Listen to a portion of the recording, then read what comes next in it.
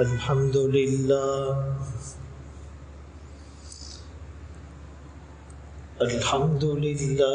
وكفى والصلاة والسلام على من لا نبي بعده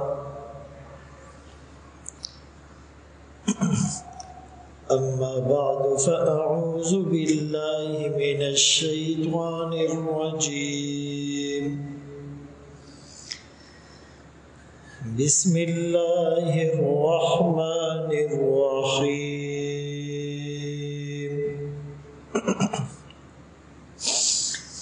لقد كان لكم في رسول الله أسوة حسنة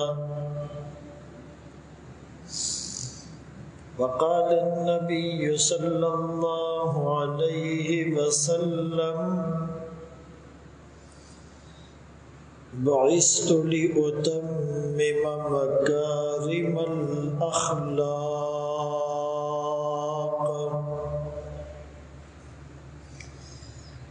صدق الله مولانا العظيم وصدق رسوله النبي الأمي الهاشمي المدني الكريم ونحن على ذلك لمن الشاهدين والشاكرين والحمد لله رب العالمين.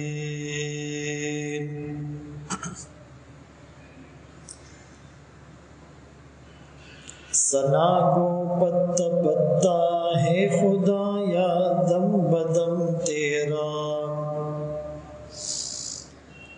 زمین و آسماں تیرے یہ موجود و عدم تیرا،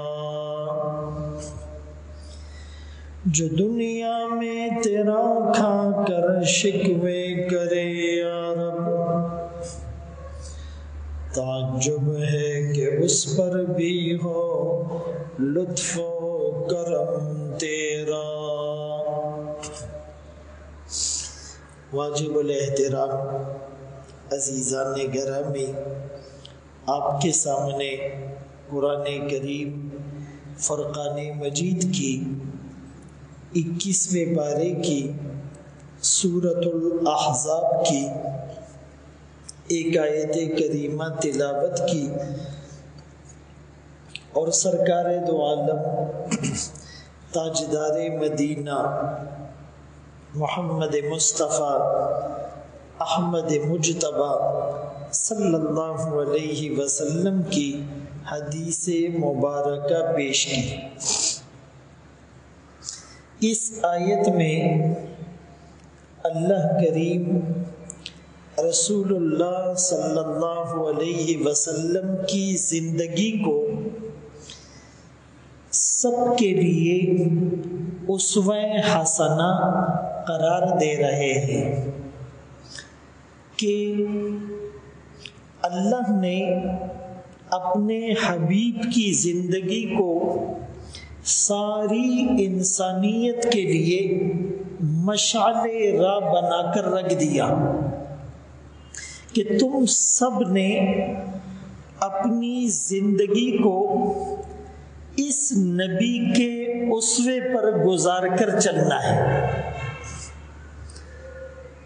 دنیا والوں کے پاس بہت سے آپشن ہوتے ہیں، کسی کو آئیڈیل بنانے کے، کسی کو رہبر بنانے کے، کسی کو مقتدا بنانے کے، کسی کو پیشوا بنانے کے، کسی کو قائد اور لیڈر بنانے کے،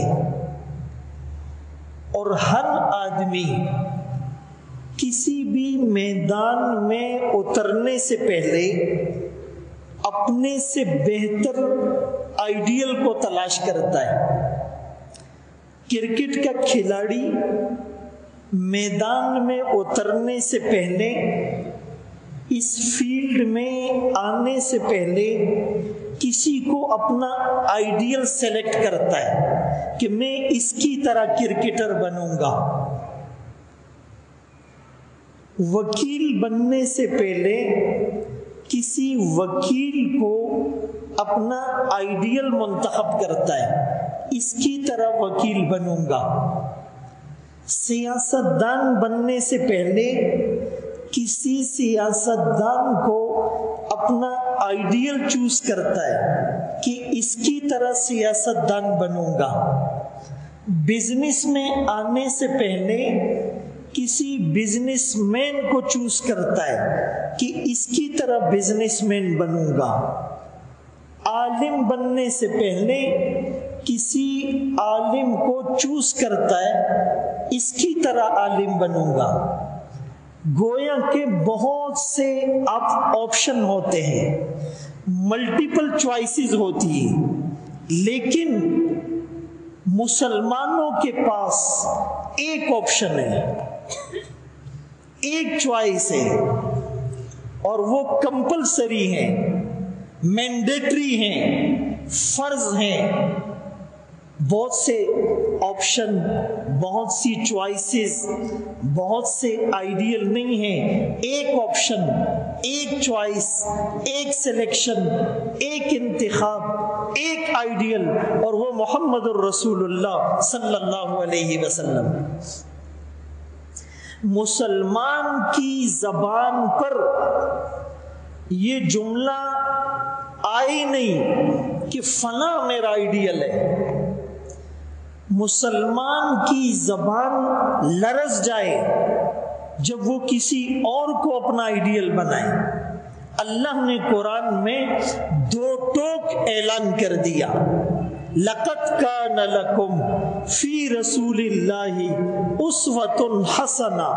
تحقیق اللہ کے رسول کی زندگی تمہارے لیے بہترین نمونہ ہے. جو بھی ہیں، جہاں بھی ہیں، جیسا بھی ہیں، جس قسم کی رہنمائی چاہیے آپ کو اس نبی کی زندگی میں ملے گی. میں آج نبی کی سیرت کے جس گوشے پر روشنی ڈالوں گا وہ ہے تجارت، کہ تجارت بھی نبی کی سیرت کا گوشہ ہے. میرے آقا نے تجارت بھی کی ہے، تاجر بن کر بھی دکھلایا ہے، تجارت کے اصول بھی بتلائے ہیں. یہ تجارت شریعت کے مطابق ہو تو عبادت بن جاتی ہے. آپ کی تجارت کو دیکھ کر تو لوگوں نے آپ کو صادق اور امین کا لقب دیا تھا. یہ جو آقا کو لقب ملے ہیں، صادق اور امین، سچ بولنے والا، امانت دار، یہ لقب آپ کی نمازیں دیکھ کر، آپ کے روزوں کو دیکھ کر، آپ کے حج کو دیکھ کر، آپ کے عمرے کو دیکھ کر، آپ کی تبلیغ کو دیکھ کر، آپ کے جہاد کو دیکھ کر آپ کو یہ لقب نہیں ملے، بلکہ یہ لقب آپ کی تجارت کو دیکھ کر، آپ کے معاملات کو دیکھ کر، آپ کے کردار کو دیکھ کر، آپ کے معاملات کی صفائی کو دیکھ کر آپ کو یہ لقب دیے گئے.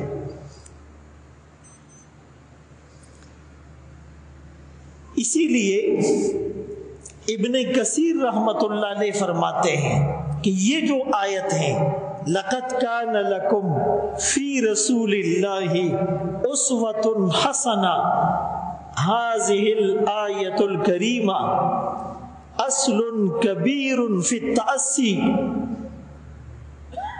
برسول اللہ صلی اللہ علیہ وسلم فی اقوالہ و افعالہ و احوالہ. آپ کے اقوال، آپ کے افعال، آپ کے حالات میں جو اصل آیت ہے وہ یہ آیت ہے.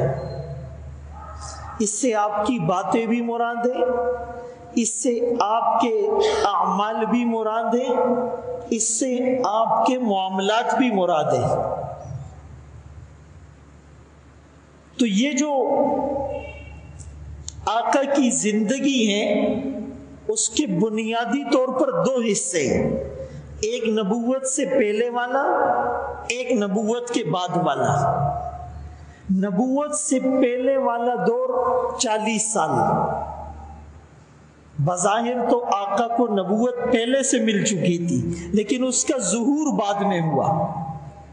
تو نبوت سے پہلے والی زندگی 40 سال، نبوت کے بعد والی زندگی 23 سال. پھر نبوت کے بعد والی زندگی کے دو حصے، ایک مکی دور جو 13 سال، ایک مدنی دور جو 10 سال. تو نبوت سے جو پہلے والی زندگی ہے اس میں آپ نے تجارت کی ہے، اور آپ صلی اللہ علیہ وسلم کی جب پیدائش ہوئی تو والد کا سایہ سر سے اٹھ چکا تھا. آپ کو میراث میں 5 اونٹ، چند بکریاں اور ایک باندی جس کا نام ام ایمن تھا، یہ میراث میں ملی، تھوڑا سا مال.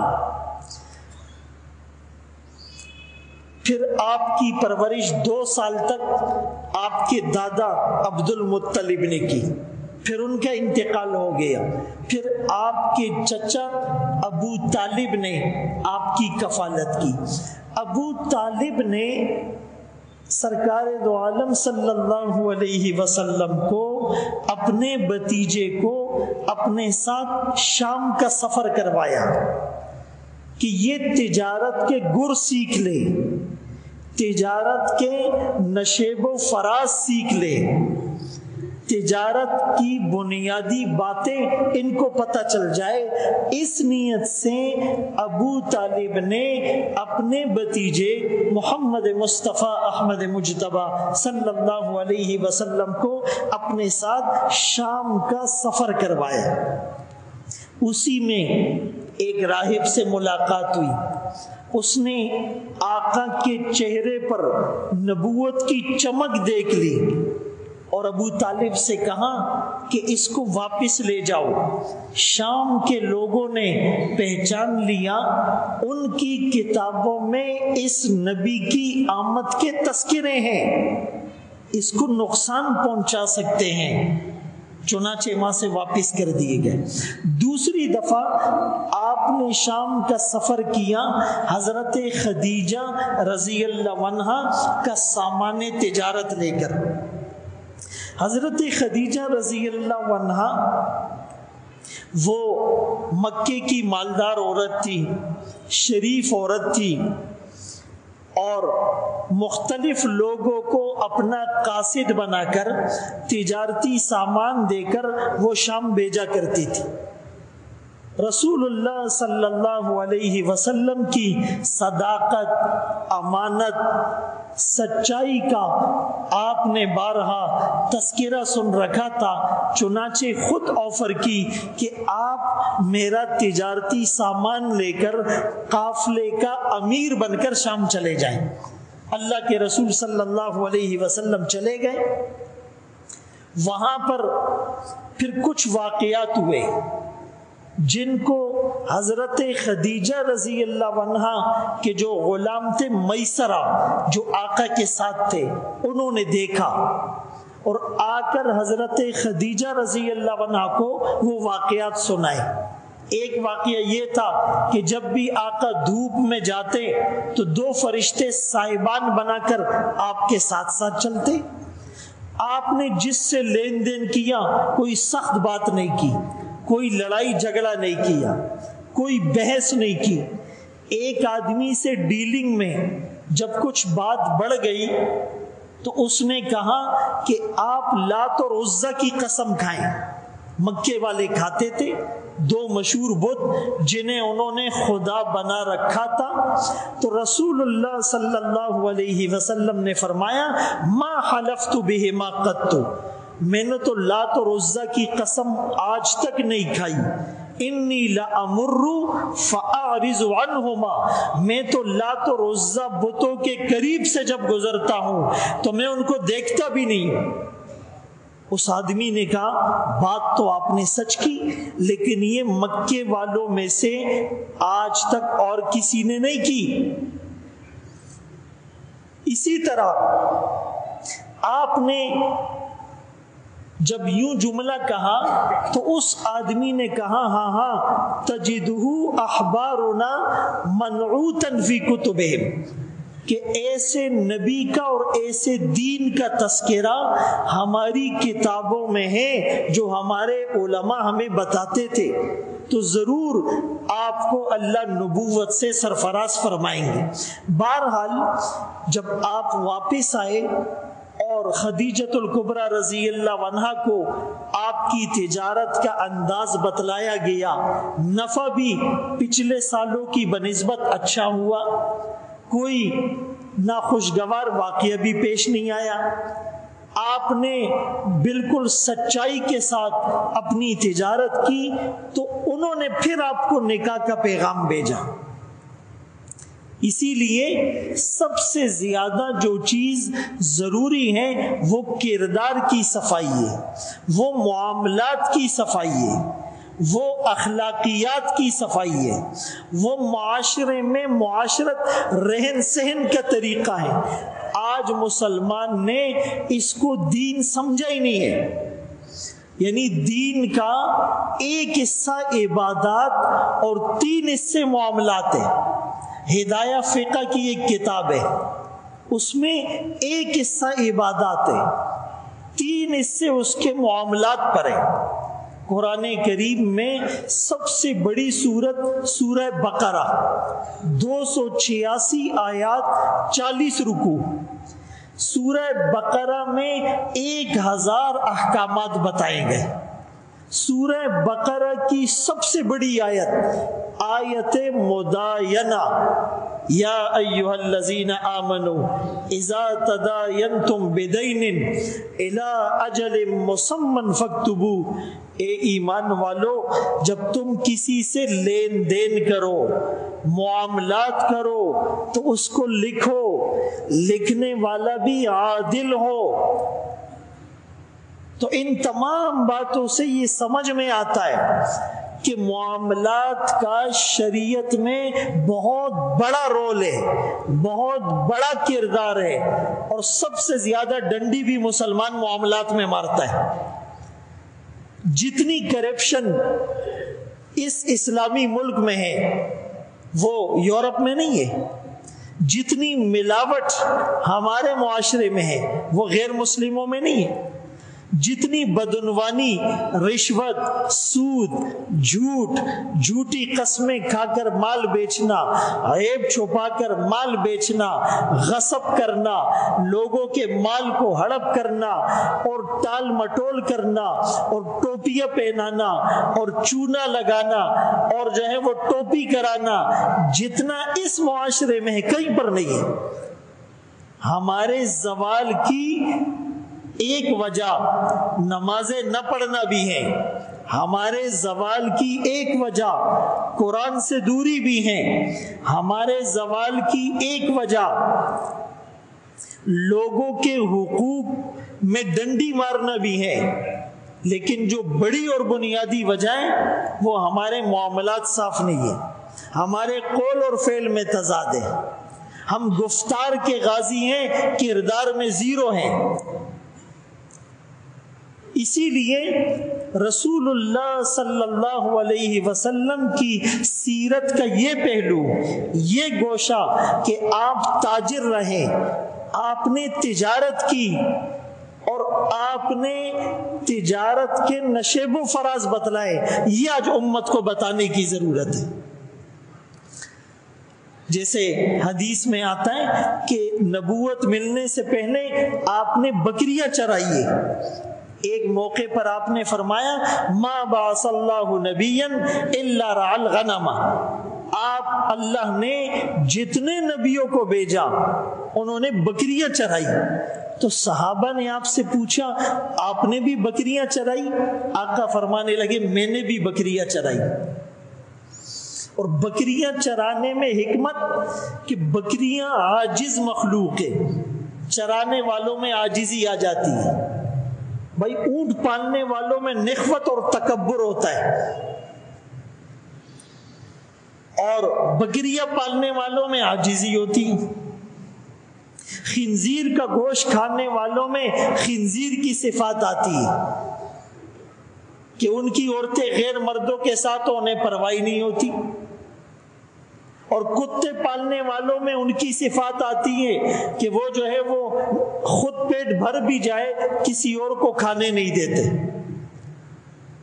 پراڈو والے کے پاس خدا جب حسن دیتا ہے نزاکت آئی جاتی ہے، تھوڑا سا ایک گھمنڈ آتا ہے جس کو اللہ محفوظ رکھے نہیں آتا ہے. کبھی کبھی ایسا ہوتا ہے پراڈو والا عاجزی سے اتر رہا ہوتا ہے، رکشے والا جو ہے نا وہ یوں گریبان اور یہ پیک ادھر پھینکتا ہے، آدھا کلومیٹر پر پیک پھینکتا ہے، ایسے تکبر سے نکلتا ہے. تو یہ عاجزی مال میں نہیں ہے. کبھی کبھی پراڈو والے میں عاجزی ہوتی ہے اور رکشے والے میں تکبر ہوتا ہے. ہمیں تو ایسا بہت اندازہ ہوا ہے، آپ کو بھی ہوا ہوگا. پراڈو والا رک کے جگہ دے دے گا، رکشے والا کسی کو جگہ نہیں دے گا. رکشے والے ناراض تو نہیں ہو رہے ہو؟ بہرحال تو جس جانور کے ساتھ زیادہ آدمی اٹیچ رہتا ہے اس کی چیزیں اس میں آ جاتی ہیں. تو بکریوں میں عاجزی ہوتی ہے، چرانے والوں میں بھی عاجزی پیدا ہوتی ہے، اسی لیے انبیاء نے بکریاں چرائی ہے. اور پھر بکریوں کو قابو کرنا بڑا مشکل کام ہوتا ہے، بڑی ٹالرنس چاہیے ہوتی ہے، بڑا صبر و تحمل چاہیے ہوتا ہے، بڑی بردباری کا مظاہرہ کرنا پڑتا ہے. یہ ریوڑ سے نکلی، اس کے پیچھے بھاگو لاؤ، یہ دوسری نکل گئی. اچھا زیادہ زور سے مار بھی نہیں سکتے ہو، زیادہ زور سے مارو گے تو مر جائے گی، نقصان ہو جائے گا، مالک کو جواب دینا پڑے گا. ہے کمزور لیکن اس میں عاجزی ہے تو اس کا گوشت سب سے مہنگا ہے، قیمت سب سے ہائی ہے. آدمی عاجز سا ہو، کمزور سا ہو، لیکن دل میں تقوی ہو، اللہ کی نظر میں سب سے وزنی ہے.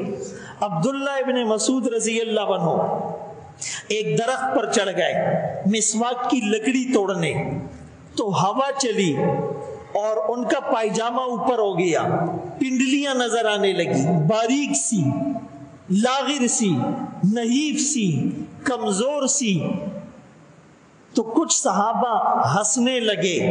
میرے آقا نے فرمایا ابن مسعود کی باریک پنڈلیوں کو دیکھ کر مسکرانے والوں، اللہ کی نظر میں ابن مسعود اتنا قیمتی ہیں کہ اگر ترازو کے ایک پلڑے میں احد پہاڑ کو رکھ دو، دوسرے میں ابن مسعود کی یہ باریک پنڈلیاں رکھ دو، یہ وزنی ہوگی. تو بکریاں چرائی آپ نے، اس میں کوئی شرم نہیں ہے. آج کانسیپٹ یہ بنا ہے کہ مولوی تو تجارت کرے گا ہی نہیں، جس مولوی نے تجارت کی بولا یہ گمراہ ہو گیا ہے، جس مولوی نے کاروبار کیا بولا یہ ضائع ہو گیا ہے، جس دیندار آدمی نے تھوڑا سا جائز کاروبار اور معیشت میں قدم رکھا کہتے بس دے اس دکار نہ دے. رسول اللہ صلی اللہ علیہ وسلم نے صحابہ کو ترغیب دی. تو بہرحال بکریاں بھی آپ نے چرائی، تجارتی قافلہ لے کر بھی آپ گئے، لین دین بھی آپ نے کیا، ایون کہ یہودیوں سے بھی بعض مواقع پر آپ نے قرض لیا ہے. اللہ اکبر کبیرہ. تو 2 سفر تجارت کی غرض سے شام کے ہوئے، 2 سفر تجارت کی غرض سے یمن کے ہوئے، 1 سفر تجارت کی غرض سے بحرین کا ہوا. یہ رسول اللہ صلی اللہ علیہ وسلم کی صداقت تھی کہ لوگ پھر آپ کو صادق اور امین کہنے لگے، لوگ پھر آپ کے پاس اپنی امانتیں رکھوانے لگے۔ جو لوگ آپ کے دین کے دشمن، جو لوگ آپ کی جان لینے کے لیے تیار تھے، ان کی امانتیں بھی آقا کے پاس تھی۔ جب مدینے کی طرف ہجرت کرنے لگے تو حضرت علی رضی اللہ تعالیٰ عنہ کو وہ لوگوں کی امانتیں حوالے کی، اپنے بستر پر لٹایا کہ علی تو نے کل سب کو ان کی امانتیں دے کر پھر مدینے آنا ہے۔ حالانکہ ہماری کسی سے دشمنی ہو جائے ہم کہتے اب تو اس کو اس کا مال نہیں دیں گے، اب تو اس نے میرے ساتھ دشمنی کی ہے۔ آقا نے جان کے دشمنوں کی امانتیں بھی حضرت علی کے سپرد کی، اور وہ جان ہتھیلی پر رکھ کر آقا کے بستر پر سوئے اور سب کو امانتیں واپس دی۔ ایک جنگ میں کافروں کی طرف سے لڑنے والا ان کا ایک چرواہا آقا کے پاس آ گیا، مسلمان ہو گیا، تو آقا نے فرمایا یہ جو تیرے پاس بکریاں ہیں یہ تو ان دشمنوں کی ہے، یہ ان کو لوٹا دو۔ اس نے کہا ابھی تو میں مسلمان ہو گیا ہوں اور وہ آپ سے لڑ رہے ہیں، بس ان کا مال ہمارے پاس آ گیا۔ آپ نے فرمایا نہیں، تیرے پاس یہ امانت تھی، لہٰذا ان کی بکریوں کو ان کی طرف واپس کر دیا۔ اسی وجہ سے آپ کو حضرت خدیجہ رضی اللہ عنہا نے نکاح کا پیغام بھیجا۔ ایفاء عہد، تجارت میں جو سب سے بڑی چیز ہے وعدے کو پورا کرنا۔ ایک روایت ہے جس کی سند میں کلام ہے، لیکن بعض علماء نے اس کو صحیح لکھا ہے اور کہا کہ فضائل میں وہ بیان کی جا سکتی ہے۔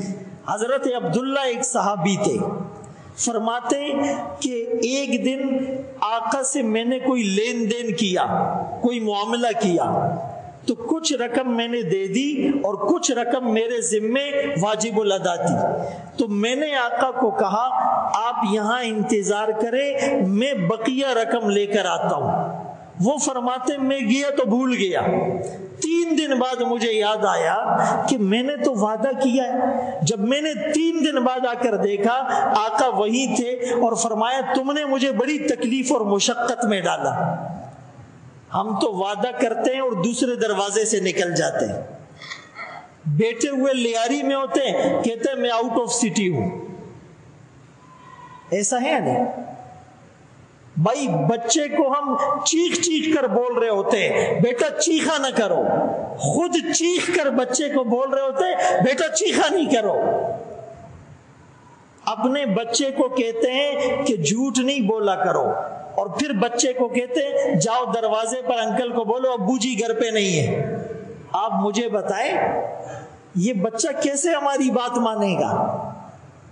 یہ ماں باپ جو کر رہے ہیں بچہ دیکھ رہا ہے، ماں باپ آپس میں لڑ رہے ہیں، گالم گلوچ ہو رہی ہے، دونوں طرف سے فائرنگ ہو رہی ہے، اور دونوں طرف سے جو ہے نا ایک دوسرے کو القابات دیے جا رہے ہیں اور برتن مارے جا رہے ہیں اور شور شرابہ ہو رہا ہے، اور بعد میں ہم کہیں کہ جی ہمارا بچہ ہمارے کنٹرول سے باہر ہو گیا۔ تو یہ بنیادی بات ہے کہ ہم کاروبار میں کسی سے وعدہ کریں، چیک دیتے ہوئے پتہ ہوتا ہے اکاؤنٹ میں پیسے نہیں ہیں، کہتے چلو یار 15 دن تو ٹل جائیں گے۔ بعض لوگوں کے پاس پیسے ہوتے ہیں، ہونے کے باوجود دوسرے کو اس کا حق نہیں دیتے۔ فرمایا مثل الغنی ظلم، ایسے آدمی کا ٹال مٹول کرنا ظلم ہے، جیسے قتل کرنا ظلم ہے، جیسے تھپڑ مارنا ظلم ہے، جیسے کسی کی جگہ پر قبضہ کرنا ظلم ہے، جیسے کسی کی بے عزتی کرنا ظلم ہے، اسی طرح یہ ٹال مٹول کرنا، یہ ٹوپیاں پہنانا، یہ چونے لگانا، یہ سب ظلم ہے۔ تو آپ نے ایفاء عہد کی ایسی مثال قائم کی کہ رہتی دنیا تک کوئی اور ثابت نہیں کر سکتا۔ اسی لیے یہ بات کہ جی کاروبار نہیں کرو، اسباب اختیار نہیں کرو، معیشت کے چکروں میں نہیں پڑو، رزق کا ذمہ اللہ نے لیا ہے، اللہ کھلائے گا، یہ بات غلط ہے۔ اسلام میں ہے اسباب اختیار کرو اور نتیجہ اللہ کی ذات پر چھوڑ دو۔ ہاں، اسباب کو دل میں اتارنا غلط ہے کہ دکان چلے گی تو مجھے رزق ملے گا، یہ غلط ہے۔ گاڑی چلے گی تو گھر چلے گا، یہ غلط ہے۔ بینک میں نوکری کروں گا تو گزارا ہوگا، یہ غلط ہے۔ رشوت لوں گا تو ضروریات پوری ہوگی، یہ غلط ہے۔ سود کا لین دین کروں گا تو میری خواہشات پوری ہوگی، یہ غلط ہے۔ لیکن یہ بھی غلط ہے کہ کچھ بھی نہیں کرو، بس یار رزق با اللہ را کہیں، نہیں، آپ نے حلال مزدوری کرنی ہے، آپ نے تجارت کرنی ہے، آپ نے معاش کمانا ہے، آپ نے معیشت اختیار کرنی ہے اور سیکھ کر۔ امام غزالی رحمت اللہ علیہ نے فرمایا کہ یہ جو حدیث ہے طلب العلم فریضۃ علی کل مسلم، علم حاصل کرنا ہر مسلمان مرد اور عورت پر فرض ہے۔ یہ حدیث ہے نا، اس کا صرف یہ مطلب نہیں کہ وضو کے مسائل سیکھنا فرض ہے اور نماز کے مسائل سیکھنا فرض ہے، باقی نہیں، وضو کے مسائل سیکھنا بھی فرض ہے، نماز کے مسائل سیکھنا بھی فرض ہے، روزے کے مسائل سیکھنا بھی فرض ہے، زکوٰۃ کے مسائل سیکھنا بھی فرض ہے، حج پر جانے کے لیے حج کے مسائل سیکھنا بھی فرض ہے، تبلیغ کرنے کے لیے تبلیغ کے مسائل سیکھنا بھی فرض ہے، جہاد کرنے کے لیے جہاد کے مسائل سیکھنا بھی فرض ہے، شادی کرنے کے لیے شادی کے مسائل سیکھنا بھی فرض ہے، میراث تقسیم کرنے کے لیے میراث کے مسائل سیکھنا بھی فرض ہے، اور تجارت کرنے کے لیے کاروبار کرنے کے لیے تجارت اور کاروبار کے مسائل سیکھنا بھی فرض ہے۔ ہم میں سے کتنے تاجر ایسے جنہوں نے مسائل سیکھ کر تجارت شروع کی، کتنے دکاندار ایسے جنہوں نے مسائل سیکھ کر دکان کھولی؟ نہیں۔ کتنے زراعت والے کاشتکار ایسے ہیں جنہوں نے مسائل سیکھ کر کاشتکاری اور زراعت شروع کی؟ اس کو ہم نے دین ہی نہیں سمجھا، اس کو ہم نے علم ہی نہیں سمجھا۔ اسی لیے آپ کو تجارت کے مسائل سیکھنے، آپ کو کاروبار کے مسائل سیکھنے، اور یہ صرف علماء سکھا سکتے ہیں۔ تبلیغ میں آپ کی اصلاح ہو سکتی ہے، آپ مسائل نہیں سیکھ سکتے ہو۔ اس کے لیے یا تو آپ مدرسے میں جائیں، 8 سالہ کورس کریں۔ آپ کہیں گے جی 8 سالہ کورس کون کریں گے؟ اب دوسرا کورس علماء نے عوام کے لیے بنایا، 4 سالہ کلیت الشریعہ، 4 سال میں سیکھو۔ آپ کہتے ہو جی صبح سے بزنس کرتے ہیں، بعض مدرسوں میں فجر سے لے کر صبح 10 بجے تک ہے، بعض مدرسوں میں عصر سے لے کر عشاء تک ہے، بعض مدرسوں میں مغرب سے لے کر عشاء کے بعد 10 بجے تک ہے، بعض مدرسوں میں صرف اتوار کو کلاسیں ہیں۔ اور دوسرا کورس وفاق نے نکالا 2 سالہ دراست دینیہ کا، 2 سالہ۔ دکان کے لیے ٹائم ہے، گاڑی کے لیے ٹائم ہے، بیوی بچوں کے لیے ٹائم ہے، میچ کھیلنے اور دیکھنے کے لیے ٹائم ہے، گپ شپ لگانے کے لیے ٹائم ہے، نہیں ہے تو دین سیکھنے کے لیے ٹائم نہیں ہے۔ اسی لیے یہ بہانہ تو اب چلے گا ہی نہیں۔ آپ مدرسوں میں جاؤ، 8 سالہ کورس کرو، 4 سالہ کورس کرو، 2 سالہ کورس کرو، 1 سالہ کورس کرو، صبح سے شام تک کرو، صبح سے 10 بجے تک کرو، عصر سے عشاء تک کرو، مغرب سے رات 10 بجے تک کرو، صرف ویکینڈ میں کرو۔ آپ کو ہر جگہ مل جائیں گے، جس کو نہیں ملتے ہم ان کی رہنمائی کریں گے، لیکن وقت نکالو۔ 40 سال سے کاروبار کر رہے ہیں اور 40 سال بعد پتہ چلا کہ یار یہ طریقہ تو غلط تھا۔ بہت سے لوگ ہم سے مسئلہ پوچھتے، ہم کہتے یہ سود ہے، وہ کہتا ہے میں تو 20 سال سے یہ کر رہا ہوں۔ آپ بتاؤ، کلوا من الطیبات واعملوا صالحا، اللہ نے رسولوں کو خطاب کیا حلال مال کھاؤ اور نیک عمل کرو۔ اب کھانے کا نیک عمل سے کیا جوڑ؟ فرمایا کھانا پینا حلال کا ہوگا تو نیک اعمال کی توفیق ملے گی۔ کھانا حرام کا، پینا حرام کا، پہننا حرام کا، گاڑی حرام کی، گھر حرام کا، کپڑے حرام کے، اسکول کی فیسیں حرام سے، تو پھر برکت کیسے آئے گی؟ نظام کیسے چلے گا؟ اسی لیے آپ نے کاروبار کو سیکھنا ہے، اور میں نے کہا جائز درجے میں کاروبار اور حلال کمانا ضروری ہے۔ حدیث میں آتا ہے کاد الفقر ان یکون کفرا، کبھی کبھی فقر و فاقہ آدمی کو کافر بناتا ہے۔ قادیانی کہتے ہیں ایک آدمی بھوک سے مر رہا ہے، اس کے بچے مر رہے ہیں، قادیانی کہتا ہے یہ پیسے لو قادیانی بن جاؤ، وہ بن جاتا ہے۔ عیسائی کہتا ہے یہ پیسے گھر لو عیسائی بن جاؤ، وہ بن جاتا ہے۔ یہودی آفر کرتا ہے، لالچ دیتا ہے، وہ یہودی بن جاتا ہے، سیکولر بن جاتا ہے، ایتھیسٹ بن جاتے ہیں، لبرل بن جاتے ہیں، اسلام ان کی زندگیوں سے نکل جاتا ہے۔ آپ کے پاس مال ہوگا، کوئی بولے گا 1 لاکھ روپے لو دین چھوڑ دو، یہ کہے گا تم مجھ سے 2 لاکھ لو مسلمان ہو جاؤ۔ آدمی بیٹھا ہوتا ہے یہ مجھے پیسے دے گا، یہ مجھے پیسے دے گا، دبل جیب تدیزان غل کھڑی۔ خود اپنا کماؤ، جائز درجے میں کماؤ، کسی کی محتاجگی نہ ہو۔ ایک یہ سوچے کہ لوگ مجھے دیں، ایک یہ کہ میں اتنا کماؤں میں لوگوں کو دوں۔ وہ کہا کہ ایک آدمی تھا تو وہ جنگل میں چلا گیا، جنگل میں اس نے دیکھا کہ لومڑی ہے، لمبڑا ورتا پختوں کی بھائی لومڑی تھی، اس کے یعنی چاروں ٹانگیں نہیں ہیں، ہاتھ پاؤں نہیں ہے، نہ چل سکتی ہے، نہ اٹھ سکتی ہے، نہ شکار کر سکتی ہے۔ تو یہ بڑا حیران ہوا کہ اس کے رزق کا اللہ نے کیا انتظام کیا ہوگا، تو یہ چھپ کر بیٹھ گیا۔ کافی دیر بعد ایک شیر آیا، اس شیر نے جو شکار کیا تھا خود جتنا گوشت کھا سکتا تھا کھا لیا، جو بچ گیا وہ لا کر لومڑی کے سامنے رکھ دی۔ شیر تو خود لومڑی کو کھاتا ہے، لیکن جب اللہ نے اس کو معذور بنایا تو اس کے رزق کا انتظام کس کے ذمہ ہوا؟ شیر کے۔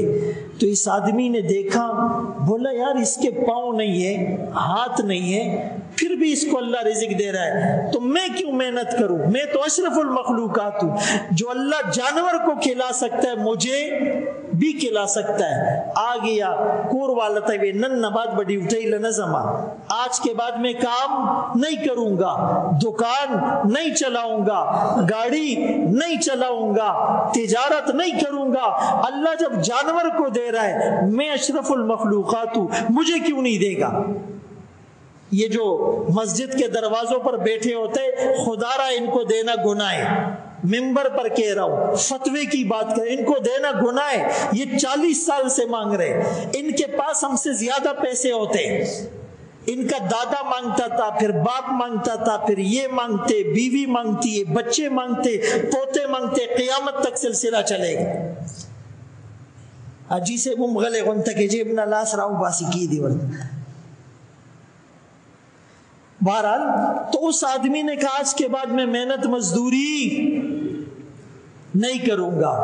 ایک دوسرے آدمی نے کہا، بولا تم لومڑی کیوں بن رہے ہو؟ شیر بنو کہ میں شیر کی طرح کماؤں گا، خود بھی کھاؤں گا، معذوروں کو بھی کھلاؤں گا۔ لومڑی والی سوچ نہیں رکھو، بات سمجھ میں آ رہی ہے؟ شیر والی سوچ رکھو۔ اب مرضی آپ کی ہے، لومڑی بننا ہے یا شیر؟ شیر۔ اور تجارت کے مسائل سیکھ کر بننا ہے۔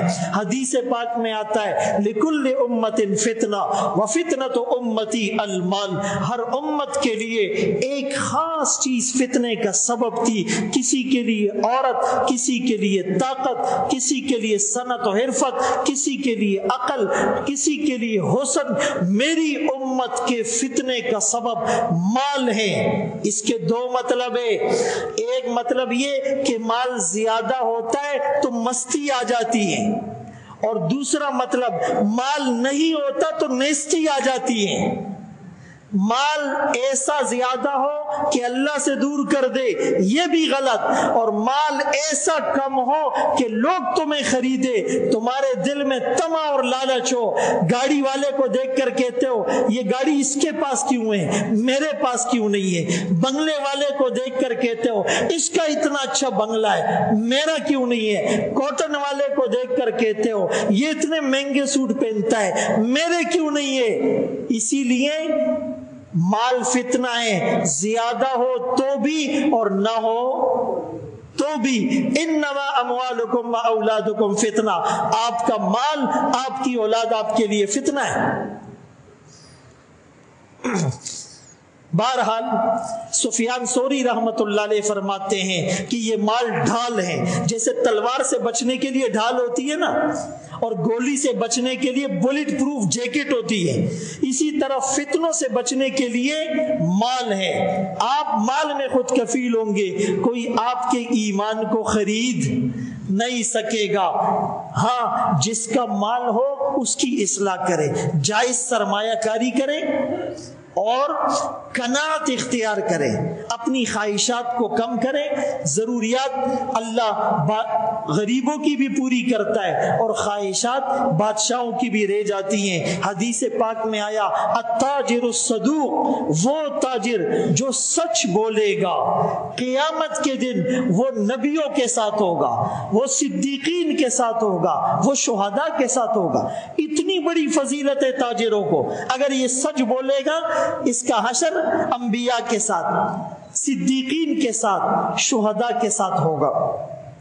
اور دوسری حدیث میں فرمایا ان اطیب الکسب کسب التجار، کمائی میں جو سب سے پاکیزہ کمائی ہے وہ تاجر کی کمائی ہے۔ فرمایا جب یہ جھوٹ نہ بولے، اپنا مال بیچتے ہوئے اس کی زیادہ تعریف نہ کرے، دخر نہ دے، اس نہ جوڑے، گدھے سے گھوڑا نہیں بنائے۔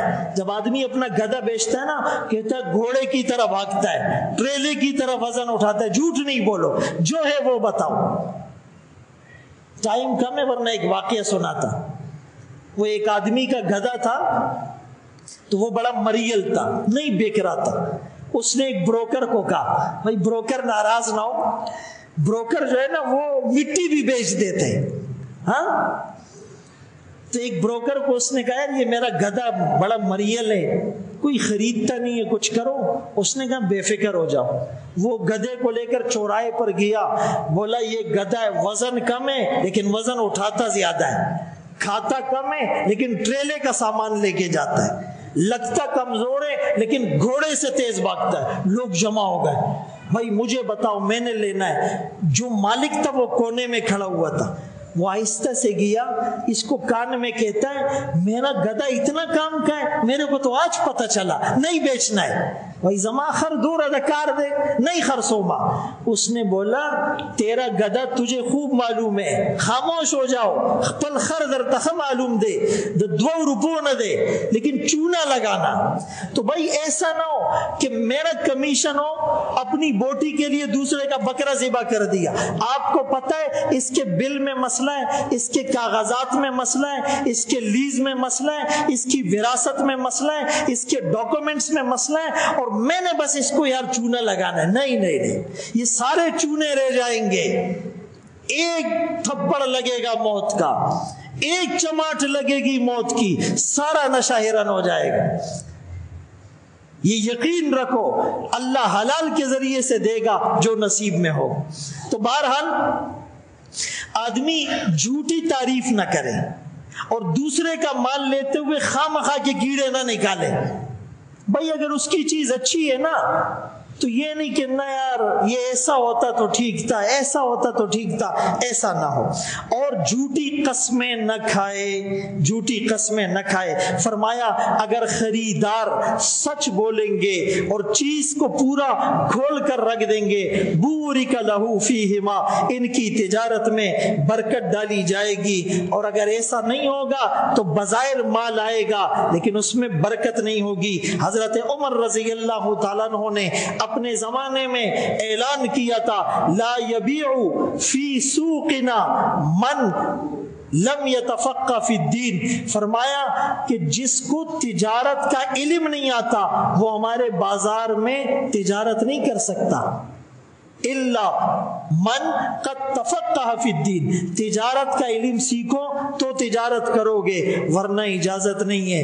باہر ملکوں میں بھی ہر آدمی میڈیکل اسٹور نہیں کھول سکتا، ڈپلوما ہونا چاہیے. ایسا ہے یا نہیں؟ یہاں پر بس پیسے دو سارا معاملہ حل ہو گیا. جھوٹے سرٹیفکیٹ بنانا ہے اور پھر کہتے جی الحمدللہ نہ پوری منگ حرام نہ گٹل، اللہ کا بہت کرم ہے، حلال کماتے. حرام جی ہم تو حرام جانتے ہی نہیں. لیکن جب پوچھو گے نا کسی دارالافتاء میں جا کر مفتی سے تو پھر آنکھیں کھل جائے گی. اللہ تعالیٰ ہم سب کو حلال طریقے پر کمانے لگانے کی توفیق نصیب فرمائے. وآخر دعوانا الحمدللہ رب العالمین.